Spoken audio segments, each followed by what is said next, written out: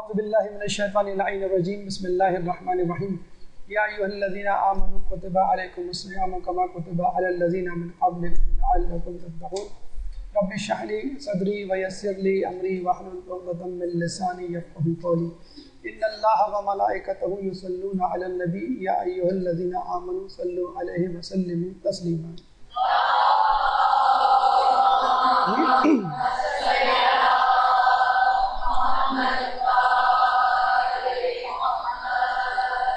سب سے پہلے تو آپ سب لوگوں کو ماہ رمضان کی مبارکباد قبول ہو۔ یہ ماہ رمضان جو اب ہمارے درمیان آنے والا ہے، شروع ہونے والا ہے، اس رمضان سے ہر مومن کے دل کو جلا ہوتی ہے اور ہر شیطان کا دل جل کے رہ جاتا ہے، اور اس کی وجہ یہ ہے کہ شیطان پابند سلاسل ہونے جا رہا ہے اور مومن کو ایک فری ہینڈ دیا جا رہا ہے کہ میدان میں مد مقابل کوئی نہیں۔ چنانچہ ایک واک اوور ہے جو مومنین کی ٹیم کو دیا جانا ہے، بشرط یہ کہ مومنین کی ٹیم تمام رمضان اپنے قدموں پر جمی رہے، کھڑی رہے اور اس کے پائے استقامت میں کوئی لغزش نہ آئے۔ لیکن ایسا کیوں ہوتا ہے کہ ہم ہر سال رمضان گزارنے کے باوجود ویسے کے ویسے ہی رہتے ہیں جیسے رمضان سے پہلے؟ تو اس کی مثال سادہ سی یوں دی جا سکتی ہے کہ جس طرح کشتی کتنی ہی بڑی کیوں نہ ہو، فقط ایک سوراخ کافی ہوتا ہے اس کشتی کو ڈبونے کے لیے۔ جس طرح ایک ہوائی جہاز کتنا ہی مضبوط کیوں نہ ہو، ایک چھید کافی ہے اس کو کسی حادثے سے دوچار کرنے کے لیے۔ چنانچہ رمضان میں روزوں کے دوران جو غلطیاں ایک مومن دانستہ یا نادانستہ طور پہ کرتا ہے، ان غلطیوں کی وجہ سے وہ اپنے تمام روزے اور کیے کرائے پہ پانی پھیر دیتا ہے۔ آپ نے سنا ہوگا کراچی میں، پاکستان میں اگر کوئی ٹارگٹ کلنگ ہو، بم دھماکہ ہو، کوئی حادثہ ہو، تو ہوم منسٹر ٹی وی پہ آ کے جو جملہ اکثر دہراتے ہیں وہ ہے سیکیورٹی لیپس، کہ ضرور کوئی سیکیورٹی لیپس ہوا ہوگا۔ چنانچہ مومنین اکرام بھی روزہ رکھتے ہوئے یقیناً کسی سیکیورٹی لیپس کا شکار ہوتے ہیں جس کی وجہ سے ان کا روزہ سیکیورڈ نہیں ہو پاتا۔ چنانچہ انہی غلطیوں کو مد نظر رکھتے ہوئے جو کہ ہمارے لیے ایک درد سر بن چکی ہیں، اس مومن کے لیے جو تمام تر کوششوں کے باوجود اس مہینے سے استفادہ کا حق نہیں ادا کر پاتا، ان غلطیوں کو مد نظر رکھتے ہوئے یہ درس آپ کے لیے تشکیل دیا گیا ہے کہ رمضان میں کس مقام پر اور کس طرح ہم سے غلطیاں سرزد ہوتی ہیں اور اس کا حل کیا ہے۔ تو آئیے ان غلطیوں کا ایک جائزہ لیتے ہیں، لیکن سب سے پہلے جو اہم چیز ہمیں مد نظر رکھنی ہے وہ یہ کہ اپنی مسٹیک کو مسٹیک سمجھیں اور اس کو قبول کریں۔ جب تک ایک انسان اپنی غلطیوں کو تسلیم نہیں کرے گا اس وقت تک وہ اس غلطی کے حل کے لیے کوئی تگ و دو نہیں کرے گا۔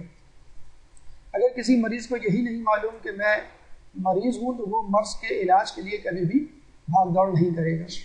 اس سے پہلے کہ ہم غلطیوں کا جائزہ لیں، اس سے پہلے چند مقدماتی گفتگو اہمیت رمضان کے حوالے سے ہمارے چھٹے امام جعفر صادق علیہ السلام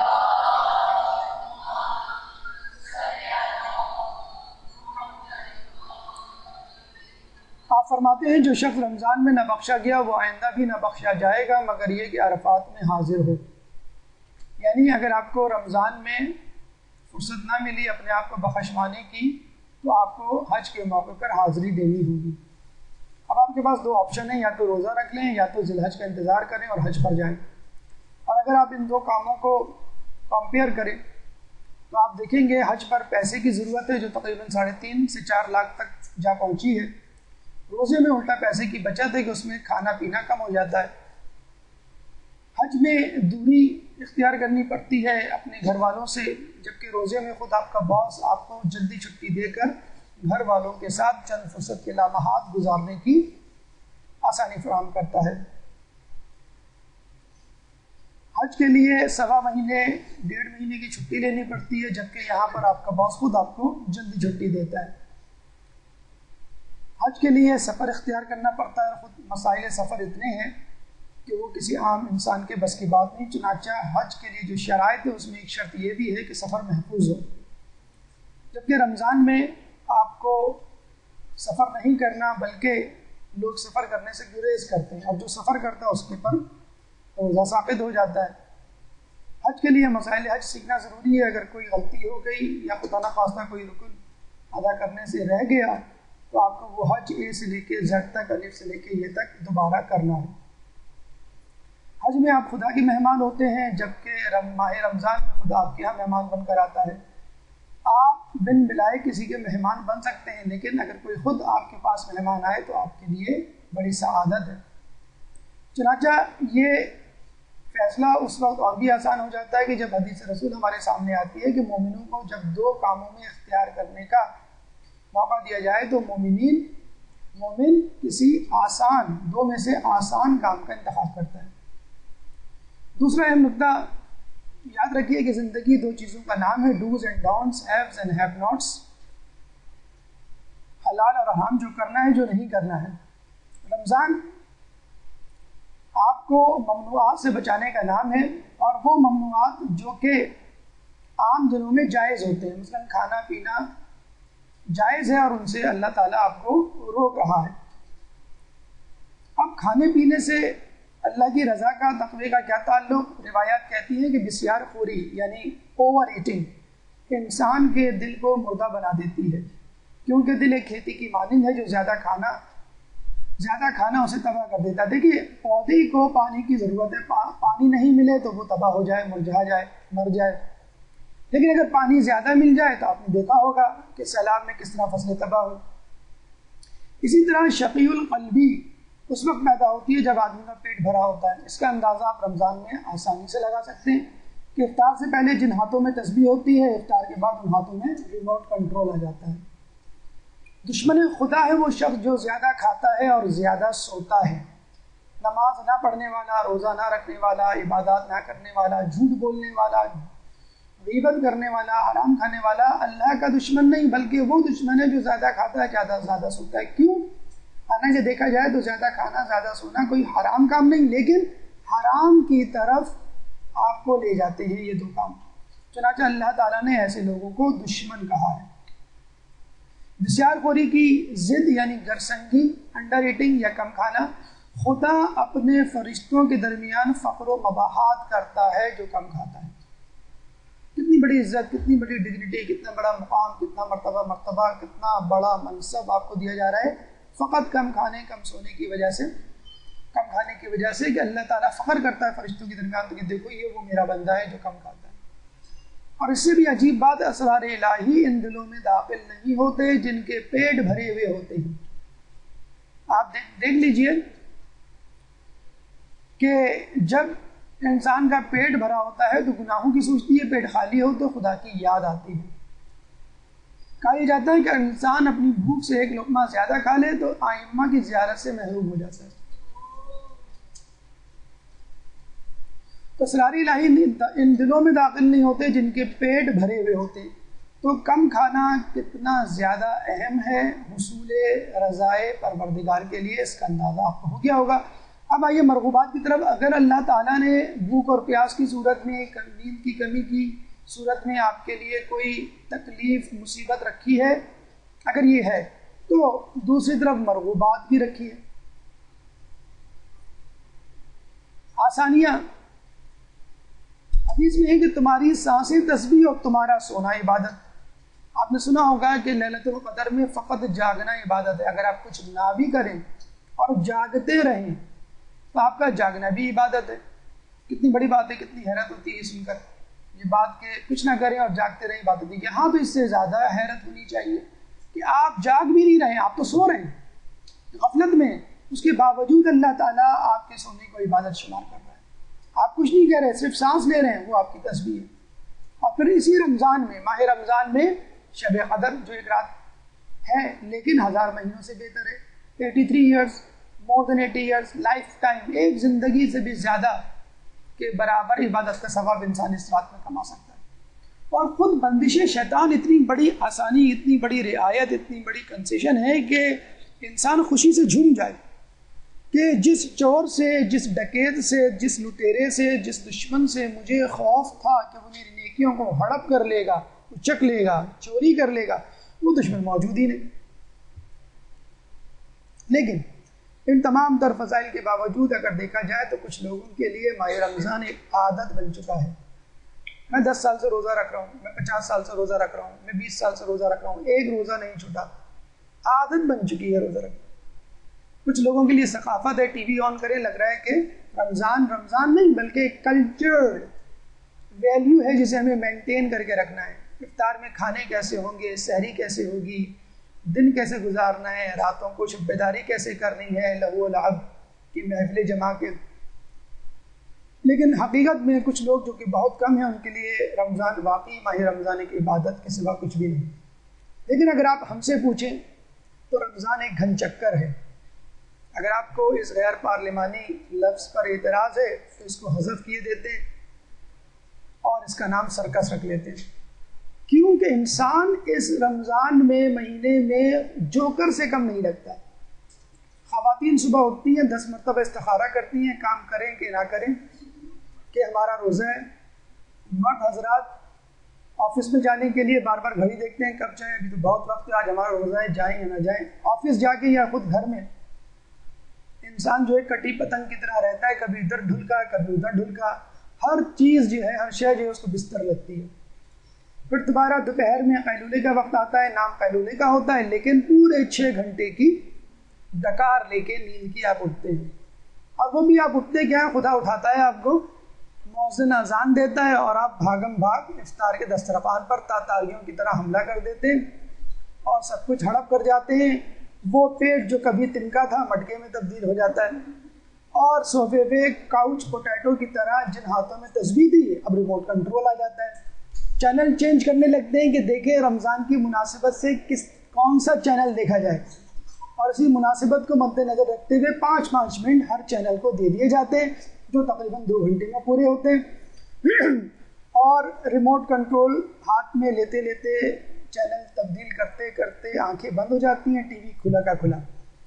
اور امی ابو بڑے بھائی یا بہن یا ڈھولچی جو گلی میں ڈھول بجاتا ہوا آتا ہے وہ آپ کو اٹھاتا ہے کہ بھئی سحری کا وقت ہو گیا ہے. لیکن آپ اٹھتے وہی 5 یا 10 منٹ پہلے ہیں, اور فائر بریگیڈ کی گاڑی کی طرح سائرن بجاتے ہوئے کچن کی بجائے فریج کا رخ کرتے ہیں اپنے پیٹ کی آگ بجھانے کے لیے. نیند میں ادھ کھلی آنکھوں کے ساتھ جو چیز ہاتھ میں آتی ہے منہ میں ڈالنے کی کوشش کرتے ہیں. جیم کی بوتل ڈھکن کھول کے منہ میں ڈالتے ہیں تو پتہ چلتا ہے کہ کیری یعنی اچار کی بوتل ہاتھ میں آ گئی تھی. بھاگتے ہیں بیسن کی طرف, یاد آتا ہے کہ کھجلا پیری موجود ہے, چلیں اسی سے سحری کر لیں. فریج میں رکھے ہوئے دونوں تسلوں کو ہاتھ سے نکالتے ہیں تو دودھ نیچے گر کر بہرے بے قرار کی صورت اختیار کر جاتا ہے. آنکھوں میں نیند کا خمار ہو اور دل میں گھمنڈ تو انسان دودھ کو دودھ کی نہر سمجھ لگتا ہے. کہتا ہے یا خدا ابھی تو میں نے روزہ شروع بھی نہیں کیا, تو نے مجھے جنت میں پہنچا دیا, دودھ کی نہریں بہا دی. چلو ہاتھ میں لیے, چلو میں دودھ ہاتھ میں لیے پینے کی کوشش کرتا ہے, پیر پھسلتا ہے دروازے سے باہر, اور باہر مسجد کے میناروں سے اذان کی آواز بلند ہوتی ہے, اللہ اکبر اللہ اکبر. نہ کھجلا ملا, نہ پھیلی صنم, نہ ادھر کے رہے نہ ادھر کے رہے. تکیہ بغل میں دبائے بستر کی طرف روا دوا, جا اپنی حسرتوں پر آنسو بہا کے سو جا. ایک درود پڑھ دیجیے محمد والے.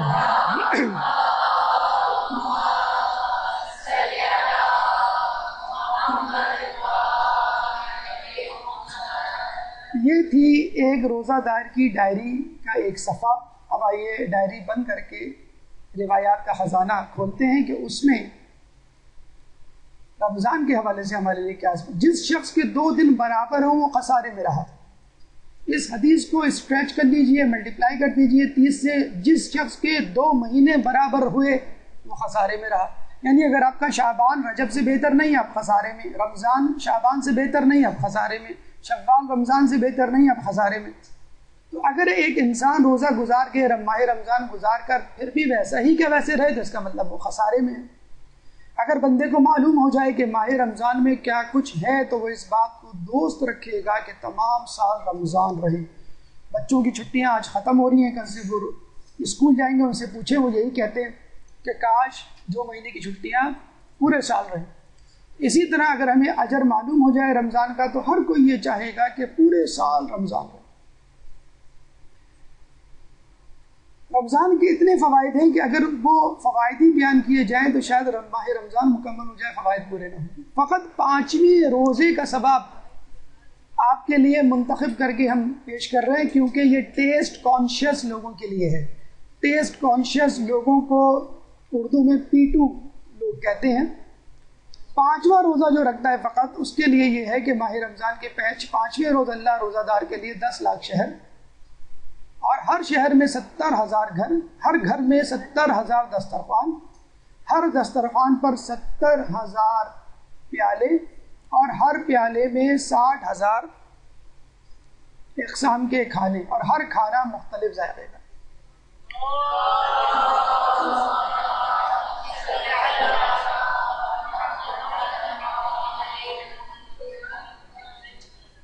آپ نے اگر ہائی ٹی اٹینڈ کی ہو یا نام سنا ہو، ایک دفعہ ہم شارع فیصل سے گزر رہے تھے کہ 4 اسٹار ہوٹل کے بورڈ پر ہائی ٹی کا ایڈ لگا ہوا تھا، تو ہم نے جب اس میں موجود آئٹمز کاؤنٹ کیا، آئٹمز کا مطلب ہے چھولے، دہی بڑے، پکوڑے، سموسے، patties, pastry, chips, French fries وغیرہ وغیرہ، کھانا نہیں، تو وہ 36 آئٹم تھے، 36۔ اسی طرح جو لوگ باربیکیو اٹینڈ کر چکے ہوں، بوفے اٹینڈ کر چکے ہوں، تو کوئی معلوم ہوگا کہ 90 ڈشز، 100 ڈشز، 150، 200 ڈشز ہوتی ہے۔ آدمی کے لیے امیجن کرنا مشکل ہے، کنفیوز ہو جاتا ہے میں کیا کروں۔ ایسے لوگوں کے لیے اللہ تعالیٰ نے فقط 5ویں روزے میں اتنا ثواب رکھا ہے۔ تو اللہ تعالیٰ اگر بھوکا پیاسا رکھ رہا ہے تو آپ کی دلوں کی خواہشوں کو جانتا ہے کہ آپ کے کھانے کا جی چاہ رہا ہے لیکن آپ نہیں کھا رہے، بس اسی خواہش کی تکمیل، اسی خواہش کی تلافی کے لیے آپ کو وہ قیامت میں فقط 1 روزے کا اتنا ثواب دے گا۔ خدا بند تبارک تعالیٰ فرماتا ہے کہ روزہ میرے لیے ہے اور میں ہی اس کی جزا دوں گا، یعنی میں پرسنل گارنٹی دے رہا ہوں، میں اپنی ذاتی ضمانت دے رہا ہوں، کوئی چیز گروی نہیں رکھوا رہا۔ کیونکہ اگر ایک بچے کو جو 4 سال کا بچہ ہے، 3 سال کا بچہ، اس کو یہ کہیں کہ تم امتحان میں پاس ہو جاؤ تمہیں گاڑی دیں گے، وہ بیچارہ کیا سمجھے، کیا استعمال کرے گا گاڑی کو۔ اگر آپ اس کو کہیں ہم تم کو چاکلیٹ دیں گے، وہ سمجھ جائے گا۔ تو ہم بھی اس بچے کی طرح ہیں جس کو اللہ تعالیٰ بہلا رہا ہے یہ چیزیں بتلا کر، لیکن یقیناً جنت میں جا کر ہم ایسی ایسی نعمتیں دیں گے جس کو دیکھ کر انسان حیران ہو جائے گا، کہ جس کو نہ اس نے سنا ہوگا، جس کو نہ اس نے دیکھا ہوگا۔ تو جب اللہ تعالیٰ نے اتنے فائدے سے ماہ رمضان میں رکھی تو ہم کیوں نہیں سنجیدہ ہو کر بیٹھے اور سوچیں کہ وہ کون سی غلطیاں جو اس ماہ رمضان میں ہم کرتے ہیں اور جس کی وجہ سے ماہ رمضان سے مکمل استفادہ حاصل نہیں کر پاتے۔ اچھا، اس میں وہ لوگ بھی شامل ہیں جو پورے نیک نیتی سے پرخلوص ہو کر رمضان کے روزے رکھتے ہیں لیکن اس کے باوجود غلطی کر جاتے ہیں۔ مثلاً ایک اسٹوڈنٹ امتحان کی مکمل تیاری کر کے امتحان دینے جاتا ہے تو پتہ چلتا ہے وہ اپنا قلم گھر بھول گیا۔ اتنی سی غلطی اس کے امتحان میں ناکامی کا سبب بن سکتی ہے۔ اسی طرح روزے میں ہونے والی چھوٹی چھوٹی غلطیاں جو پوری نیک نیتی خلوص کے ہونے کے باوجود انسان کر جاتا ہے، اس میں انسان کو کیا کچھ نقصان برداشت کرنا پڑتا ہے، وہ یقیناً ناقابل برداشت ہے۔ آئیے ان غلطیوں کا جائزہ لیتے ہیں اور ازالہ تلاش کرتے ہیں۔ ان غلطیوں کو مرحلہ وار ہم تقسیم کیے دیتے ہیں وقت کے حساب سے۔ وہ غلطیاں جو ہم رمضان سے پہلے کرتے ہیں قبل از رمضان، وہ غلطیاں جو ہم سحری کے وقت کرتے ہیں، مثلاً سحری کی غلطیاں، وہ غلطیاں جو ہم سحری سے لے کے افطار تک کرتے ہیں۔ گفتگو کا چوتھا مرحلہ افطار کے وقت کی جانے والی غلطیاں ہیں۔ پانچواں مرحلہ وہ غلطیاں جو ہم افطار سے لے کے سحری تک کرتے ہیں، اور وہ غلطیاں جو ہم کبھی بھی کسی بھی وقت کر سکتے ہیں، یعنی وہ زمان و مکان کی محتاج نہیں۔ ساتویں اور آخری مرحلے میں وہ غلطیاں ہیں جو ہم رمضان کے فوراً بعد کرتے ہیں۔ تو یہ وہ 7 مراحل ہیں، وہ 7 مقامات ہیں، وہ 7 زمان ہیں کہ جہاں ہم غلطیاں کرتے ہیں۔ آئیے رمضان سے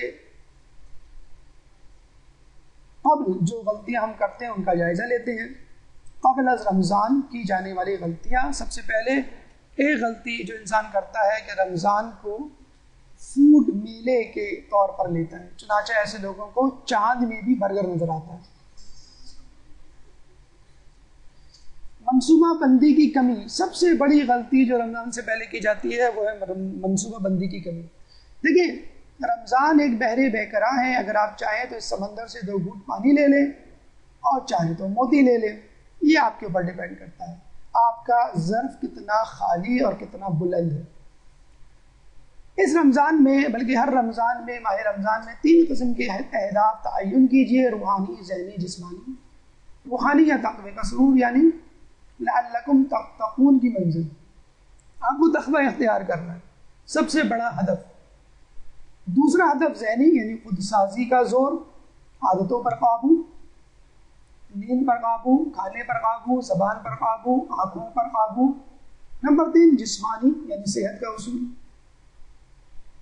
کس طرح آپ کم کھا کر اپنے جسم کو فٹ رکھ سکتے ہیں۔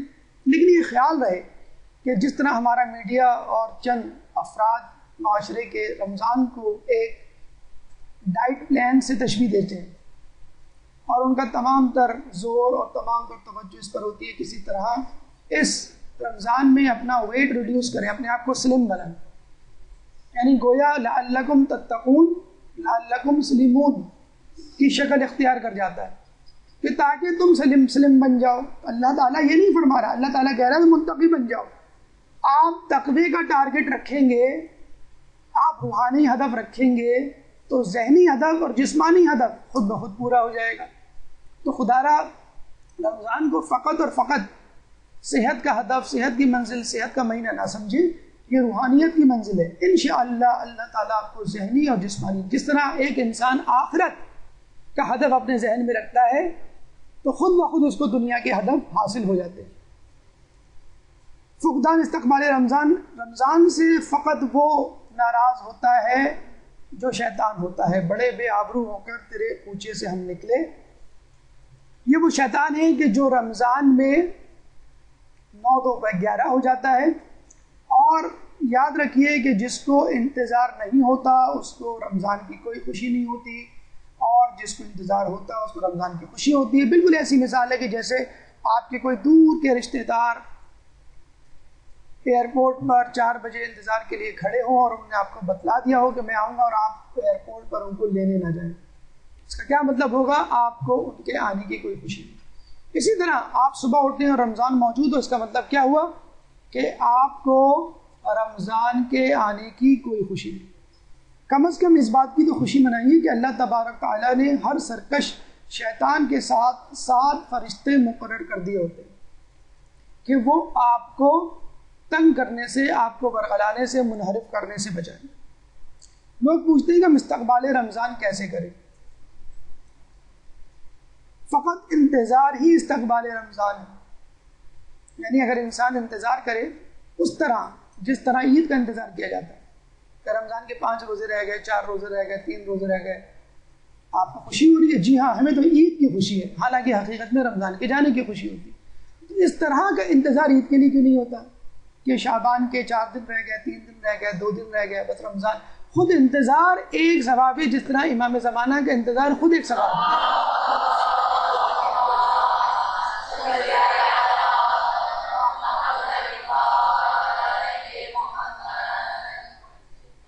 اپنا موضوع گفتگو رمضان بنائیے، جس طرح رمضان میں آپ کا موضوع گفتگو عید اور عید کی شاپنگ ہوتا ہے، ڈریسز کی گفتگو کی جاتی ہے، کھانے پکانے کی ریسیپی کی گفتگو کی جاتی ہے، تو رمضان میں رمضان سے پہلے رمضان کی پلاننگ اور گفتگو سے متعلق گفتگو کیجیے۔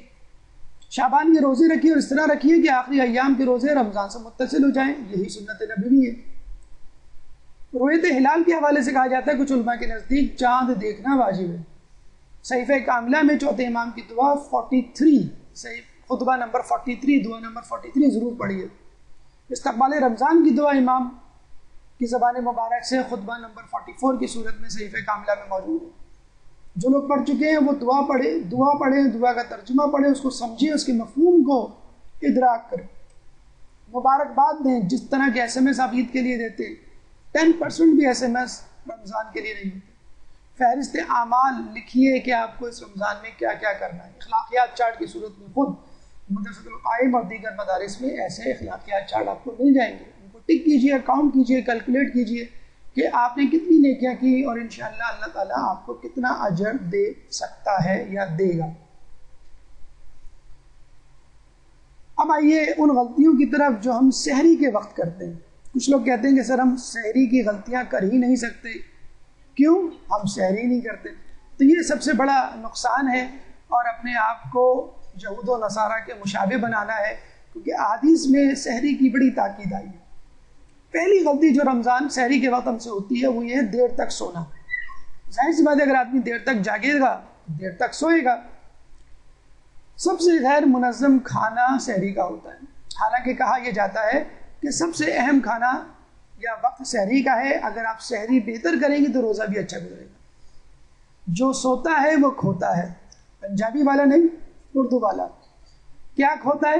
سحری کھوتا ہے، نماز شب کھوتا ہے، نماز فجر کھوتا ہے، سحر خیزی کھوتا ہے، اور اپنے کام میں وقت پر پہنچنے کو کھوتا ہے. اگر خود نہیں کھوتا ہے تو کم از کم یہ چیزیں ضرور کھوتا ہے. اب آپ دیکھیے، سحری یہ پھینی کے 20 آورز ہیں جو آپ کو فقط رمضان میں نظر آتے ہیں، اس کے بعد پتہ نہیں یہ کہاں چلی جاتی ہے. رسول فرماتے ہیں ہمارے اور دیگر ادیان کے درمیان فرق سحری کا ہے. یاد رکھیے کہ جب آپ کم سحری کریں گے تو آپ کی گلوکوز کی مقدار جسم میں کم ہو جائے گی، اور جب مقدار کم ہو جائے گی تو پورا دن آپ کا تکلیف میں گزرے گا. اگر آپ نے افطار کم کی تو کوئی مسئلہ نہیں، آپ کو سونا ہے، گھر میں رہنا ہے. اور اگر آپ نے سحری کم کی تو آپ چلتے چلتے گر پڑیں گے، آپ اپنا کام انجام نہیں دے سکتے. اسی طرح کچھ لوگوں نے کہا ہے کہ ناشتہ بادشاہوں کی طرح ہونا چاہیے. ایڈل ڈیوس امریکہ کی مشہور نیوٹریشنسٹ، تو کم از کم روایتوں کی طرف نہیں تو کم از کم ایک امریکی سائنٹسٹ کی طرف رخ کیجئے اور ناشتہ اس طرح کیجئے کہ کم از کم آپ کا روزہ بہت اچھی طرح گزر سکے. نماز شب ایک بہت بڑی بہت اہم عبادت جو رمضان میں بآسانی دستیاب ہے. بہانہ نماز شب کا ہوتا ہے، کرتے ہیں ہم سحری ہیں، ہدف سحری ہوتا ہے اور نماز شب چھوٹ جاتی ہے. اور ہمارے خیال میں محرم میں بھی نماز شب کے لیے اس طرح کی آسانی فراہم نہیں ہوتی، بلکہ اور ہم مشکل بنا دیتے ہیں. رات گئے تک مجالس اٹینڈ کرنا اور جس نماز کے مصائب ہم سن کر آتے ہیں اسی نماز کو قضا کرنا دن میں، کتنی بڑی بد نصیبی ہے. کم از کم رمضان میں سحری کے لیے آپ کو جاگنا ہے، اس سحری کے بہانے آپ نماز شب پڑھ لیجیے، جس کے بارے میں قرآن میں آیا ہے کہ پس کسی نفس کو نہیں معلوم ہے کہ اس کے لیے کیا کیا خلقی چشم کا سامان چھپا رکھا ہے جو ان کے اعمال کی جزا ہے. سورہ سجدہ آیت نمبر 17. خود امام فرماتے ہیں کہ بندہ جو بھی نیک عمل کرتا ہے اس کا ثواب قرآن مجید میں موجود ہے سوائے نماز شب کے ثواب کے. اور نماز شب کیا، کچھ لوگ تو یہاں نماز فجر قضا کر دیتے ہیں اور ان کو امی کی بجائے پھر بلی آ کے اٹھاتی ہے. سحر خیزی دیکھیں خود بڑی نعمت ہے. میڈیکل پوائنٹ آف ویو سے، ریلیجس پوائنٹ آف ویو سے آکسیجن کی مقدار کہتے ہیں میکسیمم ہوتی ہے. ویسے آکسیجن کی مقدار فضا میں 20% ہوتی ہے، اور کراچی جیسے شہر میں، پولوشن زدہ شہر میں یہ مقدار 10 سے 15% رہ جاتی ہے. کثافتیں، کراچی کی کثافتوں کو، شہروں کی کثافتوں کو، پولوشن کو کون واقف نہیں. شبنم کے سبب یہ کثافتیں زمین میں بیٹھ جاتی ہیں، فضا خوشگوار ہوتی ہے صبح کے وقت. قرآن میں ایسے وقت کو استغفار کا وقت کہا ہے، اور ایسے وقت سونا مکروہ عمل ہے. کہتے ہیں کہ امام کے ظہور کا وقت یہی صبح کا وقت ہے.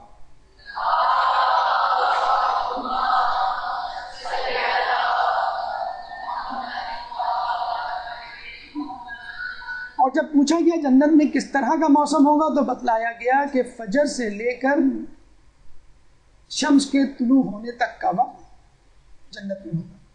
امام کے وقت کو، جنت کے وقت کو ابھی سے ٹیسٹ کرنا شروع کر دیجیے. خود صبح اٹھنا ایک گریٹ جاب ہے، اور جاب میں رزق میں اضافے کا سبب ہے. صبح کے وقت سونا رزق کو روکتا ہے، حدیث رسول ہے. کہتے ہیں کہ امریکی سیلز مین سے پوچھا گیا کہ آپ کی کامیابی کا راز کیا ہے، تو اس نے کہا میں تمام امریکیوں سے 1 گھنٹہ پہلے اٹھتا ہوں. تو جو شخص 1 گھنٹہ پہلے اٹھ کر اپنی دنیا بنا سکتا ہے تو کیا ایک مومن 1 گھنٹہ پہلے اٹھ کر نماز شب پڑھ کر اپنی آخرت اور دنیا دونوں نہیں سنوار سکتا؟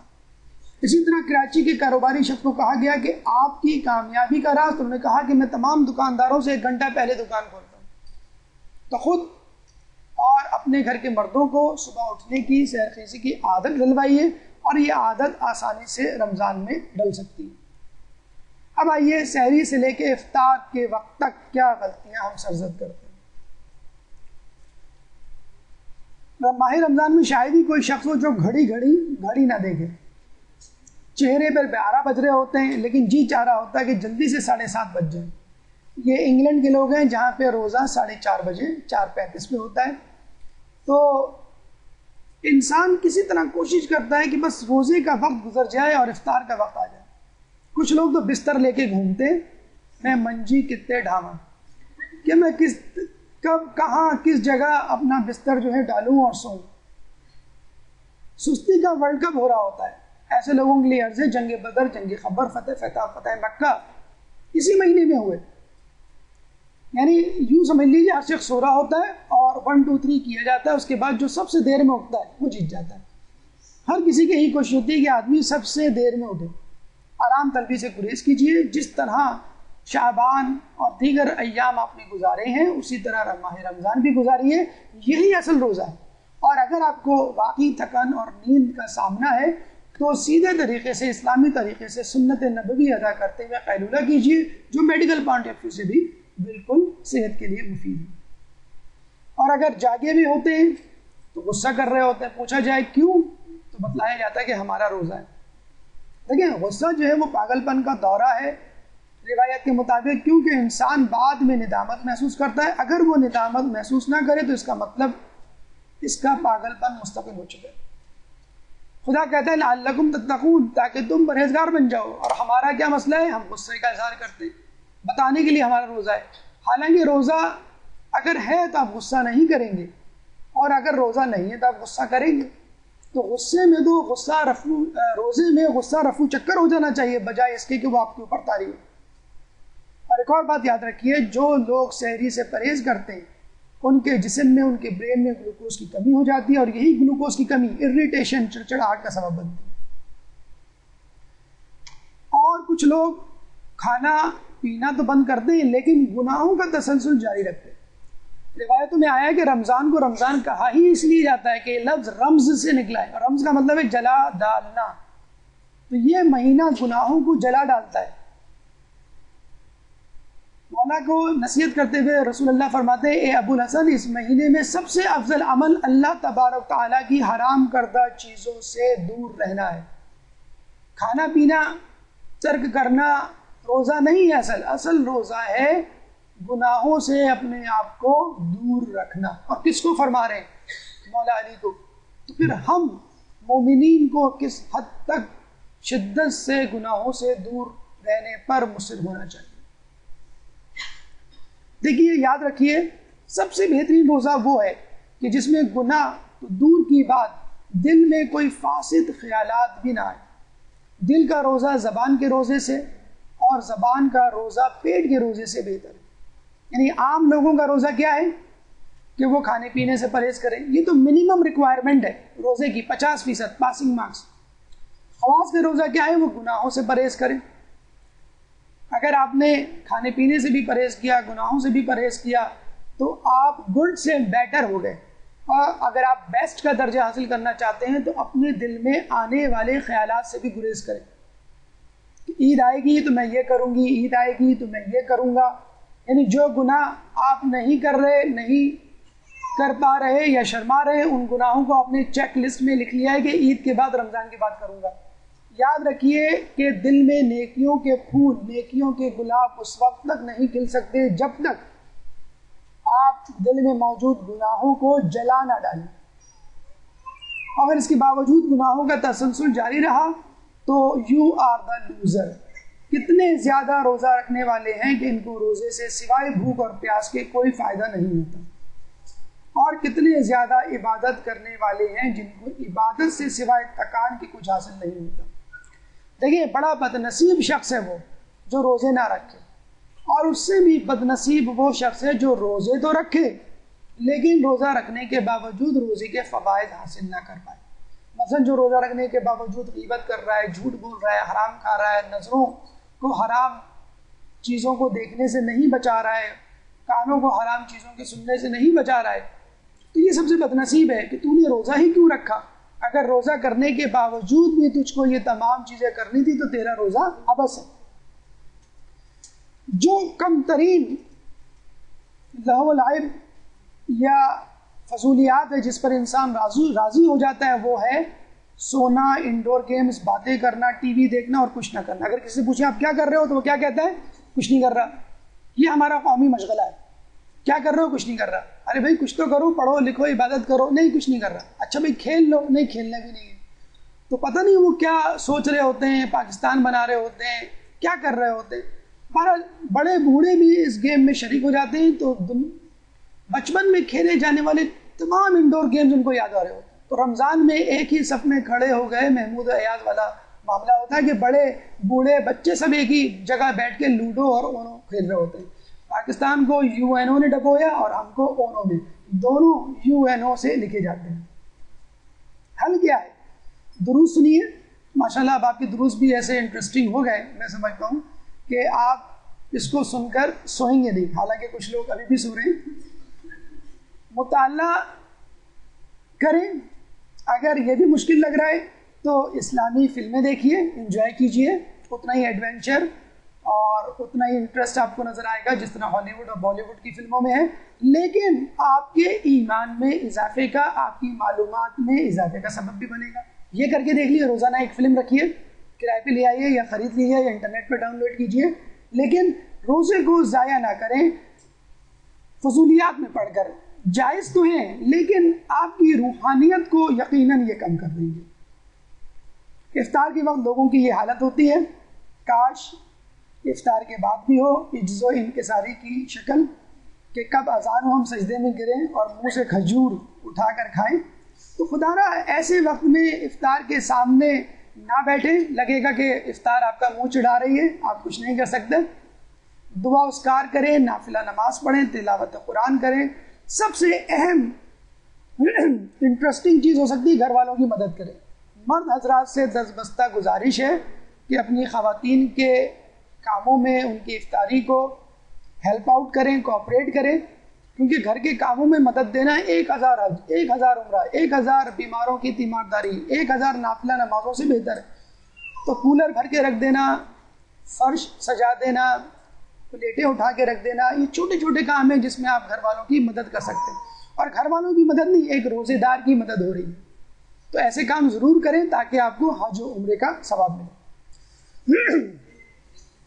اب آئیے افطار کی غلطیوں پر. افطار کی غلطیاں اتنی ہیں جتنا افطار کے کھانے اور ڈشز. آپ نے ایک زمانے میں سنا ہوگا ڈاکٹروں کے پاس جاتے ہیں ٹیسٹ کروانے، ڈاکٹر ایک لسٹ لیتے ہیں، 2-4 ٹیسٹ پہ ٹک لگاتے ہیں اور کہتے ہیں یہ ٹیسٹ کروا لیں. آج کل کے ڈاکٹر کیا کرتے ہیں؟ 2-4 ٹیسٹ پہ کراس لگاتے ہیں اور کہتے ہیں باقی سب کروا لیں. تو بس 2-4 چیزوں کے جس میں سبزیاں پیش ہیں، تمام چیزیں چاہتے ہیں ہم کہ ہمارے دسترخوان پر موجود ہوں. سستی کا ورلڈ کپ تو دیکھ لیا آپ نے، اب کھالوں کا اولمپک بھی دیکھ لیا. شروعات، مشروبات، تلنیات، فاکہات، یہ 4 آئٹمز ہیں جو ہمارے خوان پہ، دسترخوان پہ سجے ہوئے ہوتے ہیں. کوشش کیجیے کہ بازار کی چیزوں سے پرہیز کریں، تجربات سے گریز کریں اور افطاری کو مختصر رکھیے. آئیے یہ 4 چیزیں جو ہم افطار میں رکھتے ہیں ان کو کس طرح استعمال کر سکتے ہیں ایک نظر ہم دیکھتے ہیں. شروعات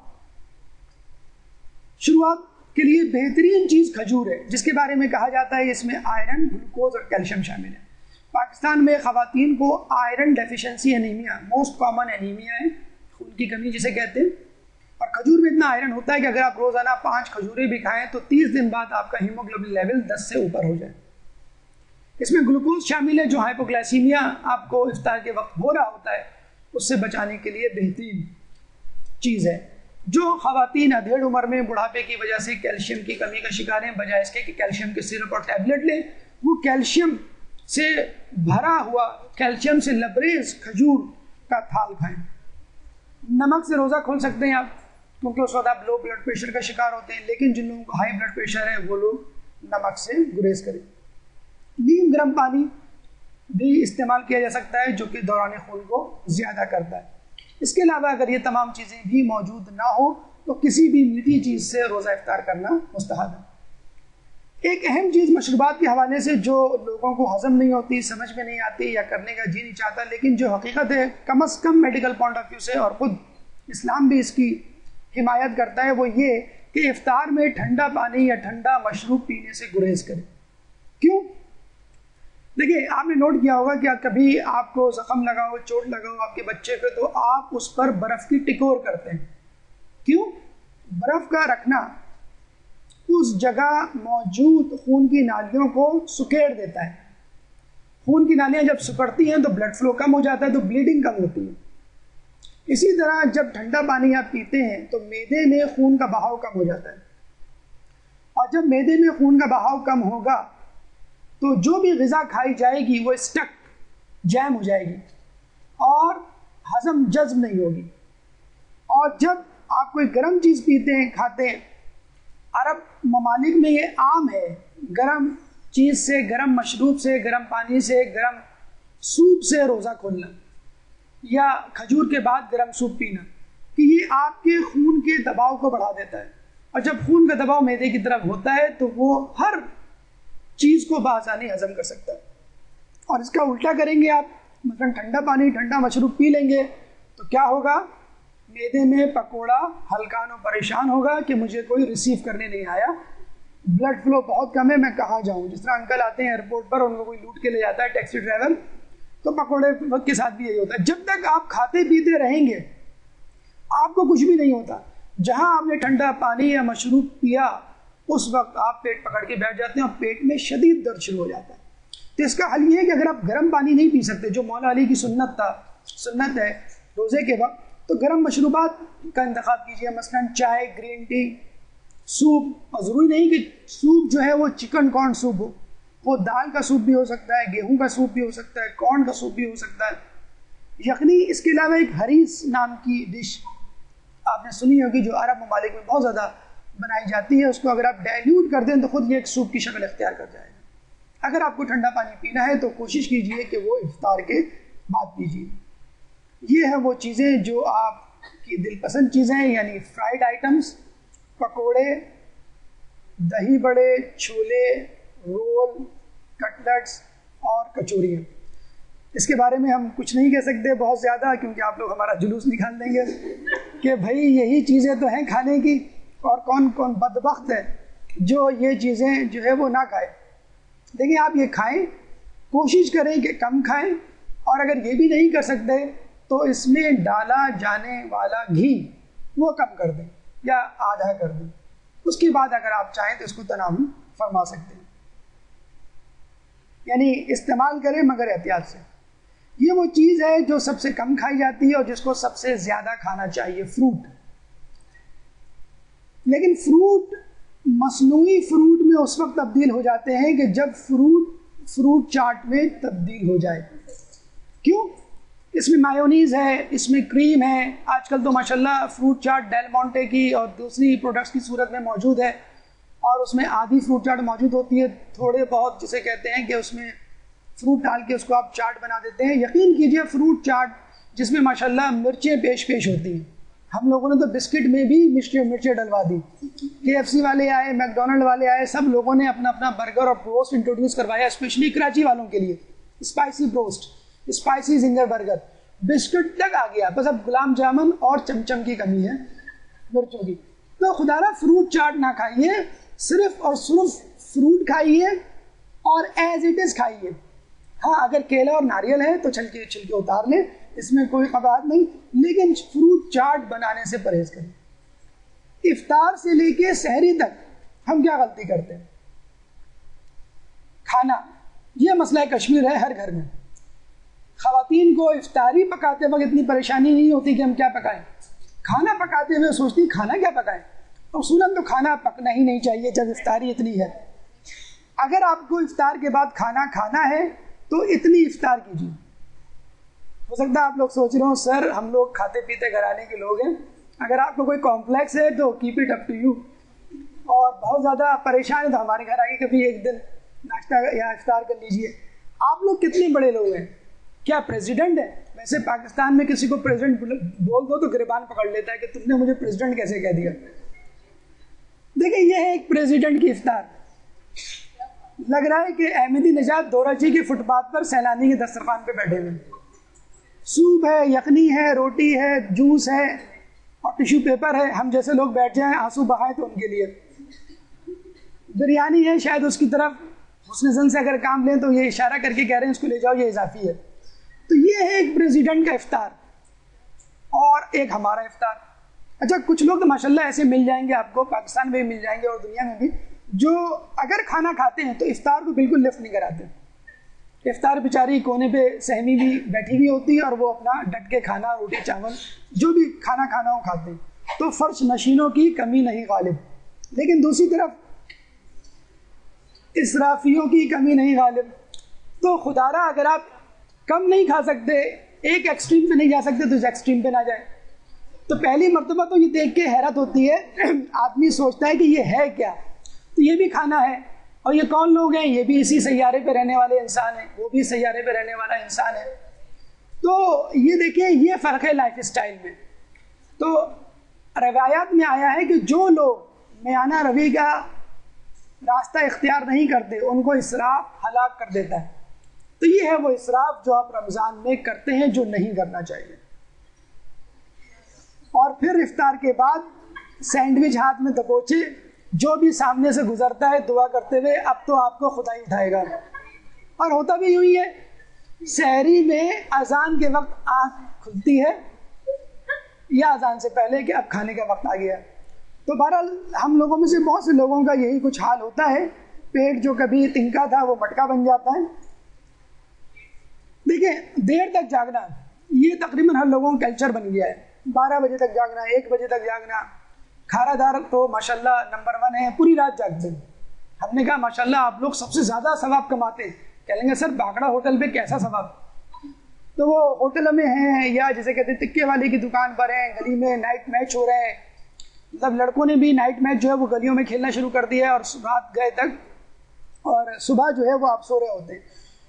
سعودی عرب اگر کسی کا جانا ہو عرب کنٹریز تو اس نے دیکھا ہوگا وہاں پہ لوگ رات بھر جاگتے ہیں، رات بھر شاپنگ سینٹر کھلے رہتے ہیں اور دن بھر سو رہے ہوتے ہیں.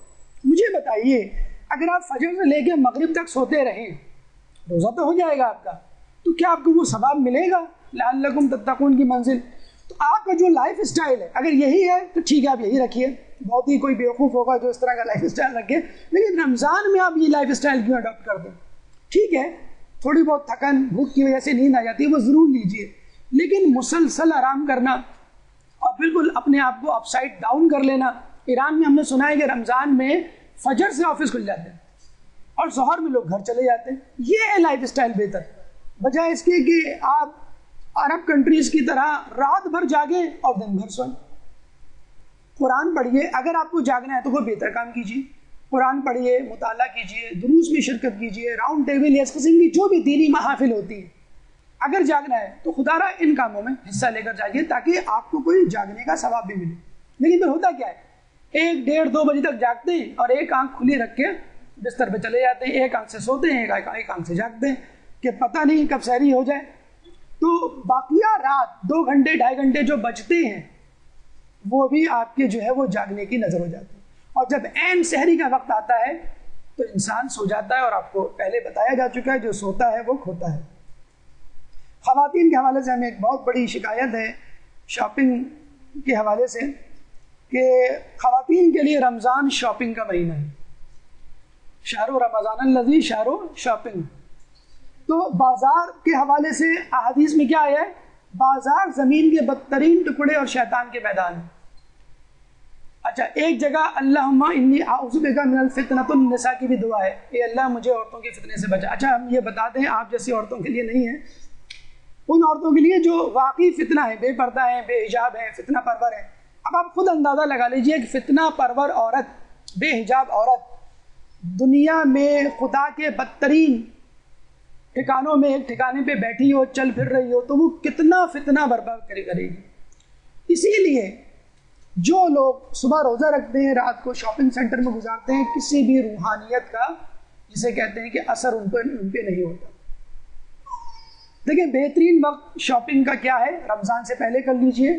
رمضان سے پہلے، رمضان تک شاپ کیپرز کو ہدایت ہوتی ہے کہ عید پہ جو لوگ شاپنگ کے لیے آئیں گے ان کے لیے فریش مال رکھنا ہے، اس لیے پرانا اسٹاک رمضان سے پہلے ختم کرنا ہوتا ہے.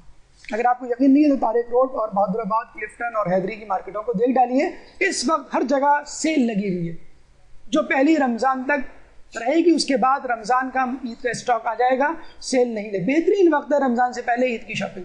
نہیں کر سکتے تو رمضان میں کیجیے، لیکن دن کے وقت کیجیے، اور دن میں بھی بہترین وقت افطار سے پہلے کا ہے۔ ایک آدھ دن 2 دن نکال لیجیے رمضان میں، اگر آپ نے نہیں کی ہے رمضان میں، رمضان کے آنے تک شاپنگ، کیونکہ اس وقت بھوک دکانداروں کی عروج پر ہوتی ہے اور وہ تقوی کے اعلیٰ درجوں پر ہوتے ہیں، چنانچہ جھوٹ اور حرام کمائی سے عموماً لوگ پرہیز کرتے ہیں۔ شاپنگ سینٹر اور دکانیں خالی ہوتی ہیں، بڑا آسانی آپ جسے کہتے ہیں وہاں پر شاپنگ کر سکتی ہے، ورنہ رات میں مردوں کے شانہ بشانہ شاپنگ کرنی پڑ جاتی ہے۔ اگر آپ کو بازار، اچھا پہلے زمانے میں آپ نے سنا ہوگا ایسے 10-20 سال ایسے شاپنگ سینٹرز آپ کو پاکستان سے باہر نظر آتے تھے، لیکن یہ دونوں شاپنگ سینٹر جو ہے ان کی شکلیں جو آپ کو نظر آ رہی ہیں وہ کراچی میں پاکستان میں موجود ہیں۔ ڈولمن سینٹر ہے، دا فورم ہے، میکرو کا جو جنرل اسٹور ہے، اس طرح کے دیگر دکانیں جو ہیں، دا پوائنٹ ہے، یہ تمام جو شاپنگ سینٹر بڑے بڑے جو ایک زمانے میں دبئی میں، یورپ میں ہوا کرتے، اس طرح کے شاپنگ سینٹر یہاں کھل گئے، جہاں پہ صرف ونڈو شاپنگ، یعنی فقط جا کے چل کر واپس آ جانا، یہی خود لوگوں کے لیے ایک تفریح ہوتی ہے۔ اگر آپ جائیں، اس کے لیے کہا گیا ہے کہ بازار غلطی اور غفلت کا مقام ہوتے ہیں، لہذا جو شخص وہاں ایک مرتبہ خدا کی تسبیح کرتا ہے، اللہ اس کے لیے 10 لاکھ نیکیاں لکھ دیتا ہے۔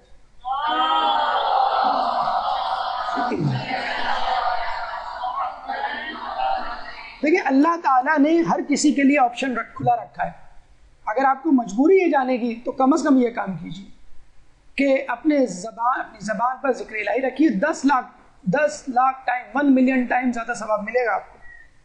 اب آئیے متفرق غلطیوں کی طرف جو رمضان میں کرتے ہیں، جو کسی زمان و مکان کی محتاج نہیں، کبھی بھی کسی وقت بھی کر سکتے ہیں۔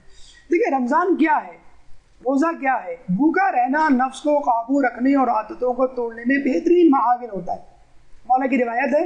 اور یاد کیجیے، اگر ویکیپیڈیا پہ اگر آپ جائیں تو آپ دیکھیں گی کہ عادتوں کے حوالے سے ویکیپیڈیا پہ لکھا ہوا ہے کہ عادتیں 21 سے 30 روزے کے 21 سے 30 دنوں میں پیدا ہوتی ہیں۔ اور آپ دیکھ لیجیے ہمارا رمضان، ماہ رمضان 21ویں روزے کو پیک پر ہوتا ہے، شب قدر، مولا کی شہادت اور آخری اشرا، تینوں 21 رمضان میں۔ اور اگر 21 رمضان میں عادت پہ کنٹرول نہیں ہوا تو کم از کم 29-30 رمضان میں ہو جاتا ہے۔ اگر شروع میں مشکل پیش آ رہی تو کوئی بات نہیں، لیکن امید رکھیے کہ 21 سے 30 دنوں میں آپ کی عادت پختہ ہو جائے گی اچھے کاموں کی، لیکن اس کے لیے ٹائم لگے گا۔ ایک بچے نے دادا جان کو پیزا دیا، دادا جان نے پیزا کھایا، تھوک دیا، یہ کیسا کھانا ہے، یہ کیسا پیزا؟ تو بچے نے کہا دادا جان پیزا کا ٹیسٹ ڈیولپ ہوتے ہوتے ٹائم لگے گا۔ تو آپ کا بھی ٹیسٹ ڈیولپ ہوتے ہوتے نماز شب کا، نافلہ کا، مستحبات کا، اذکار کا ٹائم لگے گا، اس کو ٹائم دیجئے، عادتوں کو ڈیولپ ہونے میں ٹائم لگتا ہے۔ لیکن کچھ بد نصیب ایسے بھی ہوتے ہیں جو اپنی 100ویں سالگرہ جو ہے اس پہ جلائی جانے والی موم بتی سے اپنی سگریٹ جلاتے ہیں۔ ایسے مناظر پاکستان میں تو نہیں ہے، لیکن قریب شاید نظر آ جائیں، لیکن کم از کم ہمارے یہاں کی بڑی بوڑھیاں جو ہے پان اسی طرح کھاتی ہیں، اپنی 100ویں سالگرہ پہ وہ پان کھاتے ہوئے آپ کو نظر آئیں گے، تمام نہیں لیکن چند۔ سگریٹ کے حوالے سے یاد رکھیے 200 کینسر کے مادے اس میں موجود ہیں۔ شیشہ جو ایک ماڈرن حقے کی شکل ہے، 1 گھنٹہ اگر آپ شیشہ پئیں تو 100 سگریٹوں کے برابر ہے۔ پان حلق کا کینسر کرتا ہے۔ ابھی بات ہو رہی تھی، کسی نے کہا سگریٹ جو ہے وہ گیس کو دور کرتا ہے، اور پان جو ہے وہ غالباً کوئی بات بتائی تھی، ہمیں خود بھی نہیں یاد رہی، حیرت بھی ہوئی کہ سگریٹ اور پان کو لوگ جو ہے وہ پازیٹیو لیتے ہیں اور کہتے ہیں کہ یہ انسان کے صحت کے لیے بہتر ہے۔ تو شراب بھی پیجیے، شراب بھی بہتر ہے، لیکن کم پیجیے، زیادہ پئیں گے تو صحت خراب ہو جائے گی۔ تو خود قرآن میں ہے کہ اس کا نقصان اس کے فائدے پر غالب ہے، اسی لیے منع کی گئی ہے۔ گٹکا، میم پوری، ماننگ چند عجیب و غریب لوگوں نے نام رکھ لیے ہیں، اور منہ میں کچھ نہ کچھ ہونا چاہیے، یا تو زبان چلتی رہے، مطلب اگر کسی کی زبان نہ چلے تو سمجھ لیجئے منہ میں گٹکا یا پان موجود ہے۔ تو یہ چیزیں کھا کے پاکستان کے حوالے سے کہا جاتا ہے کہ پاکستان میں جو حلق کا کینسر ہوتا ہے وہ سب سے زیادہ پان اور گٹکے وغیرہ کھانے کی وجہ سے ہوتا ہے۔ ایک خبر کے مطابق پاکستانی 11 ارب روپے کی چائے ہڑپ کر جاتے ہیں، شاید اس وجہ سے کہ پاکستان میں ہر شخص کام کرنے کے بعد چائے پانی کے پیسے ضرور مانگتا ہے۔ دیگر عادتیں سونا، سستی، بد نظمی، ان پر کنٹرول کرنے کی کوشش کیجیے. یہ بھی ایک رمضان کا ہدف ہے. سونے پر کنٹرول. جو لوگ بہت زیادہ سوتے ہیں وہ رمضان میں اس عادت کو کنٹرول کر لیتے ہیں، لیکن دیکھا یہ گیا ہے کہ الٹا اس عادت کو مزید بگاڑا جاتا ہے رمضان میں زیادہ سو کر. ڈسپلن رمضان میں جتنا مینٹین کر سکتے ہیں آپ کیجیے، اور اس کو رمضان کے بعد بھی مینٹین کیجیے. یقین کیجیے یہ عادت آپ کے رمضان کے بعد بہت کام آئے گی. ٹائم مینجمنٹ، ہر کام کو اہم سمجھنا، گھر والوں کو اہمیت دینا. گھر میں دیکھیے لوگ کس طرح ایک ساتھ بیٹھے ہوئے ہوتے ہیں، خوش گپیاں کر رہے ہوتے ہیں، ایک دوسرے کی باتیں سن رہے ہوتے ہیں. چھوٹے چھوٹے کاموں پہ توجہ دینا، یہ آپ کو انتظامی صلاحیتیں جو پنپنے کا جو موقع ملتا ہے وہ رمضان کے دنوں میں ملتا ہے. ایمرجنسی کے لیے اپنے آپ کو تیار رکھنا رمضان کا دوسرا نام. اب آپ دیکھیں نا صبح ایک دم سے ہڑبڑا کے آپ کو اٹھا دیا جاتا ہے 4:30 بجے 4 بجے. نیند میں آپ کو کھلایا جاتا ہے کہ نہیں بھوک نہیں بھی لگ رہی تو بھی کھاؤ. بھوک میں آپ کام کر رہے ہوتے ہیں، دوسروں کا خیال رکھ رہے ہوتے ہیں رمضان کے باوجود، کیونکہ آپ کا بھی روزہ ہوتا ہے. صبر کی عادت، یہ سب کیا ہے؟ دیکھا جائے تو ایک بحرانی کیفیت سے تیار ہونے کی ٹریننگ ہے. اور سب سے بڑی بحرانی کیفیت جو آنے والی ہے وہ ہے امام زمانہ کا ظہور.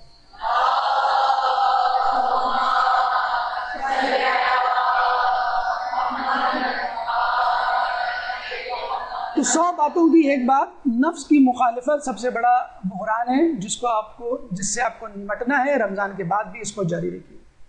لوگ عموماً قرآن کی طرف توجہ نہیں دیتے. نہ صرف قرآن بلکہ توریت، انجیل، زبور بترتیب 6، 12 اور 18 رمضان کو نازل ہوئی. ایک آیت کو پڑھنے کا ثواب ایک قرآن کے برابر ہے. نہ صرف قرآن پڑھیے قرأت کے ساتھ، اچھی قرأت کے ساتھ، بلکہ ترجمے، تفسیر، تجوید اور حفظ کے ساتھ کوشش کیجیے اس رمضان میں چند اضافی آیات یاد کریں. تفسیر پر توجہ دیجیے، غور کیجیے قرآن کی آیاتوں پر. اور یہ وہ مہینہ ہے جس کے بعد شاید آپ کو قرآن سے لگاؤ کا موقع نہ ملے. مستحبات جو آپ نے اس رمضان میں شروع کیے، مثلا صدقہ دینا، اذکار، دعائیں، تلاوت قرآن، نافلہ نمازیں، جو مستحبات آپ نے جاری کیے ہیں ان کو جاری رکھیے رمضان کے بعد. بعد از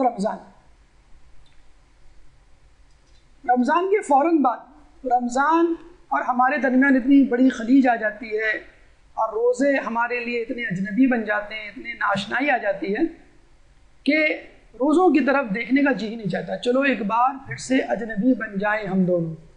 29ویں اور 30ویں شب کو آپ دوبارہ، جسے کہتے ہیں کہ آپ روزوں سے ناآشنا ہو جاتے ہیں. مستحب روزے، اگر رمضان کے روزے آپ کو فائدہ دے سکتے ہیں تو کیا شوال کے روزے، ذی الحج کے روزے، ذی القعدہ کے روزے، مستحب روزے آپ کو فائدہ نہیں دے سکتے؟ کیوں؟ دونوں کا میسج ایک ہی ہے، کم کھانا. تو مستحب روزے رکھیے جس کے بارے میں خدا فرماتا ہے روایتوں میں ہے کہ بے شک اللہ تعالیٰ نماز فریضہ کو نماز نافلہ کے ذریعے اور فرض روزوں کو نافلہ روزوں سے پورا کر دیتا ہے، مکمل کمپنسیٹ کر دیتا ہے. اگر آپ کی فرض نمازوں میں کوئی کوتاہی ہوئی ہے وہ نافلہ نمازوں سے پوری ہو جائے گی. فرض روزوں میں کوئی کوتاہی ہوئی ہے وہ نافلہ روزوں سے پوری ہو جائے گی. ایک دن کا مستحب روزہ دنیا بھر روئے زمین کے برابر سونے سے بھی بہتر ہے، بڑھ کر ہے. تو رمضان کا روزہ کتنا بڑا ہوگا؟ تو خدا را مستحب روزوں کو انڈر ایسٹیمیٹ نہ کیجیے. کم از کم 3 روزے کی ابتدا کیجیے. جو شخص ہر ماہ میں 3 روزے رکھے تو یہ شخص ایسا ہے جیسے اس نے پوری زندگی روزے رکھے. رسول اللہ نے کسی سے پوچھا نا کہ کون روزانہ روزے رکھتا ہے عمر بھر، تو سلمان فارسی نے کہا میں. تو لوگوں نے کہا ہم نے تو آپ کو کھاتے ہوئے بھی دیکھا ہے. تو انہوں نے کہا کہ میں مہینے میں کم از کم 3 دن ضرور روزے رکھتا ہوں، اور اللہ تعالیٰ کا وعدہ ہے کہ 1 نیکی کے بدلے 10 نیکی دے گا. تو کم از کم 3 روزے آپ رکھنے کی کوشش کریں. ان تمام باتوں کے باوجود کسی بھی افطار میں ایک افطار کو یاد رکھیے گا کہ جس میں چند لوگوں نے روزہ رکھا تھا اور افطاری میں فقط روٹی تھی، اور وہ روٹی جس کو انہوں نے خیرات کر دیا عین افطار کے وقت، اور اپنا روزہ نمک و پانی سے افطار کیا. وہ نمک و افطار کی جس کو خداوند متعال نے بی بی سیدہ کو جہیز میں دیا تھا.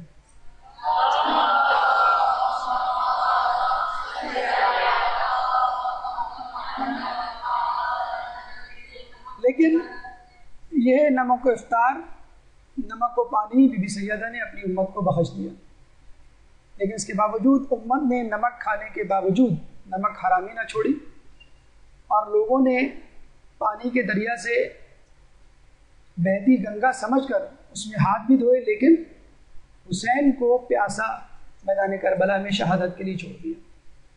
تو خدا را کم از کم ایک افطار کبھی بھولے بسرے ایک روٹی کے ساتھ کیجئے، یا روٹی کھا کے دیکھیے، کم از کم اس افطار کو یاد کیجئے کہ جس افطار میں لوگوں نے جو کچھ تھا وہ بھی فقیر کو دے دیا۔ اللہ تعالیٰ سے دعا ہے کہ ہمیں ماہ رمضان کو اس طرح گزارنے کی توفیق عطا فرمائے کہ جس طرح اہل بیت نے اور قرآن نے تاکید کی ہے۔ اس موضوع سے متعلق اگر آپ کے ذہن میں کوئی سوال ہو تو آپ کر سکتے ہیں، لیکن قبل السوالات بھرپور سلام۔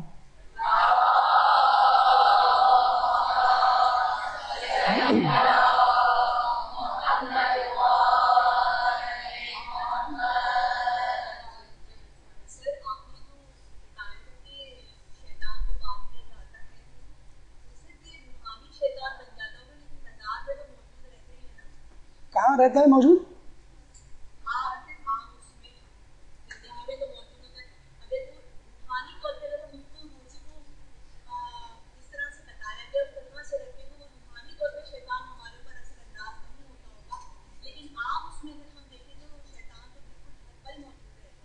نہیں، بہرحال ہوتا ہو یا نہ ہوتا ہو، لیکن شیطان پابند سلاسل ضرور رہتا۔ ہو سکتا ہے اپنی اپنی جگہ پر محصور ہو، لیکن شیطان میں وہ قوت و طاقت نہیں ہوتی کہ وہ ہم کو بہکا سکے۔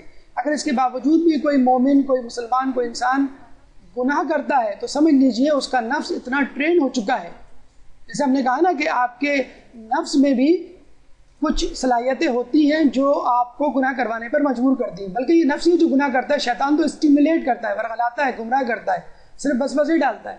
تو آپ کی قوت غضب، آپ کی قوت شہوت جب عقل کے کنٹرول سے باہر ہو جائے، قوت وہم، وہ آپ سے گناہ کرواتی ہے۔ وہ شیطان نہیں کرتا، آپ خود کرتے ہیں۔